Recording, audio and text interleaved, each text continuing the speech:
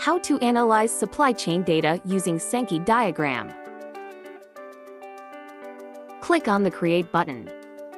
Click on the Paste or Manually Enter Data box. Paste your data. Click in the Name text box to change the table name. Click on the Create a Blank Report option.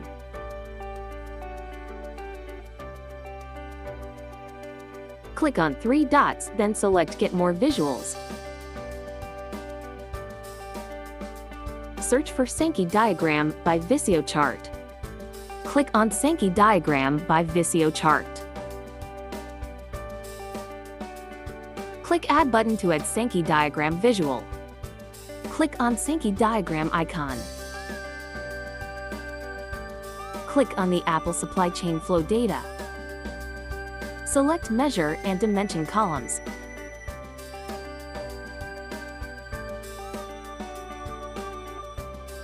Under Format Visual, go to General and expand Title setting.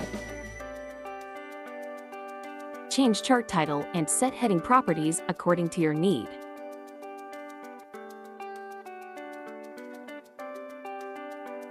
Click on File button and select Save option from drop-down.